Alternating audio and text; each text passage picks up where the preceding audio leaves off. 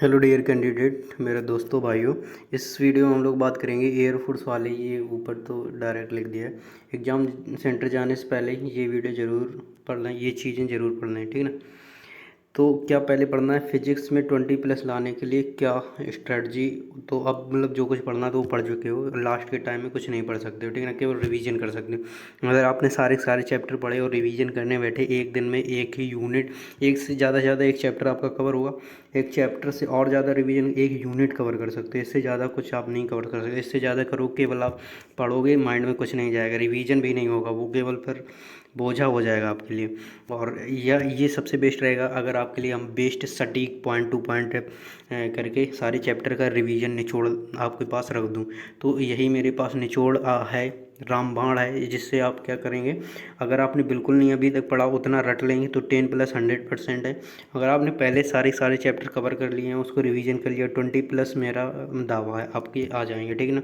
चलो वो क्या चीज़ है, वो है मेरे पास जो है PDF है, वो पेड PDF है। वो कितने की मुझे पड़ी थी, तो मुझे पड़ी थी 100 रुपीज़ की, ठीक है ना।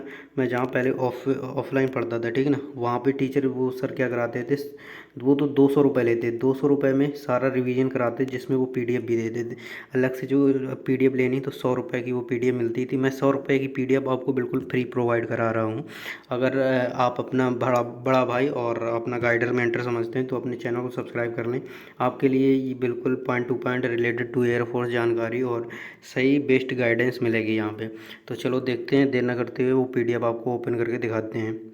तो ये देख लीजिए आप, ये PDF, ये है 24 पेज की PDF है, ठीक ना। इसमें बहुत सारा डाटा है, मतलब बहुत वन लाइन क्वेश्चन रहेंगे। जैसे कि ये विमा बहुत पूछता है, पार्सेक किसकी है, दूरी की है, यहीं पे पूछेगा। एक सबसे फेमस है, ठीक ना, हर बार पूछता है। देखो ये प्रकाश वर्ष वाली, ये याद कर लो, 100% पूछेगा। प्रकाश वर्ष किसकी इकाई है, तो ये दूरी की होती है, ठीक ना।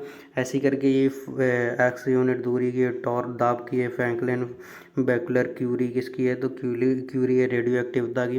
कैंडिला बेबर बेबर पर मीटर, ये सब सारी सारी याद कर लेना।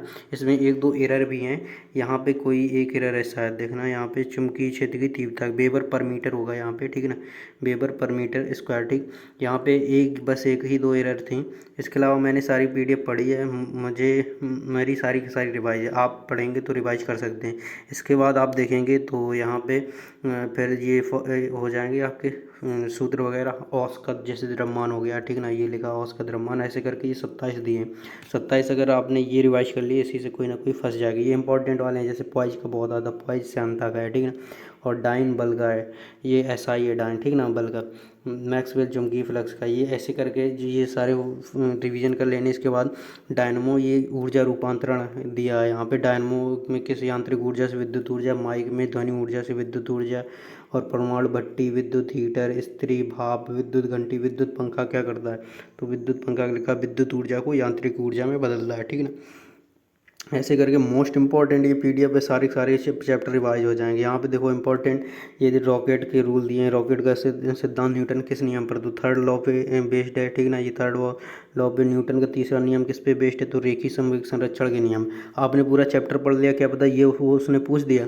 और किस पे थर्ड लॉ किस पे बेस्ड है, तो रेखीय संवेग संरक्षण पे बेस्ड है। ये आपको मिलेगा ही नहीं उसमें, ठीक ना, जब चैप्टर पढ़ेंगे। मिलेगा तो बहुत डीप पढ़ेंगे तो मिलेगा, और लेकिन यहीं से केवल क्वेश्चन एक नंबर तो ये है। पढ़ लिया आपने बहुत सारा, पूरा दिन बर्बाद कर दिया, तो ये आपके लिए रामबाण रहेगी। अगर आपने ये रिवाइज कर लिया तो आपका 10+ तो 100% है, अगर आपने पहले तैयारी नहीं की है। और अगर कर चुके हैं तो रिवीजन अगर कर रहे हैं तो 20+ की हम गारंटी ले सकते हैं आपकी, ठीक है ना। जैसे इसके बाद ये सारे बहुत इंपॉर्टेंट रूल दिए हैं, सारे सारे रूल दिए होंगे यहाँ पे आपको। और सारे सारे चैप्टर वगैरह यहाँ पे दिए हैं। जैसे हर एक वन लाइन एक क्वेश्चन को बनाती है, ठीक है ना।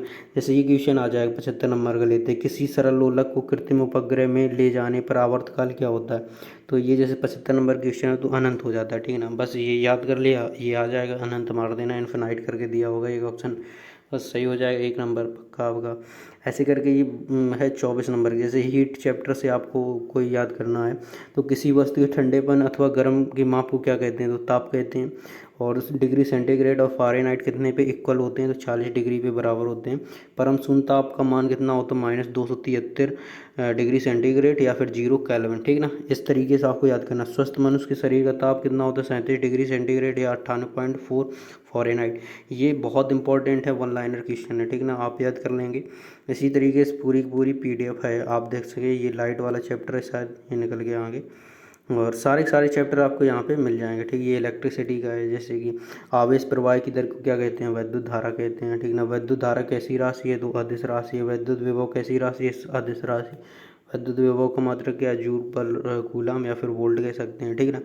तो thanks to all of you, and इस चैनल को आप सब्सक्राइब कर सकते हैं। इस पर जेन्युइन जानकारी related to Indian air force and Indian navy के बारे में, ठीक, यहाँ पे जानकारी मिलेगी इससे। और साथ में आपको यहाँ पे कोस्ट गार्ड के बारे में भी दी जाएगी जानकारी। तो अपना ये चैनल सब्सक्राइब कर सकते हैं। नेक्स्ट वीडियो और जिस पे भी चाहिए आप कमेंट करें, उस पर वीडियो बना दिया जाएगा।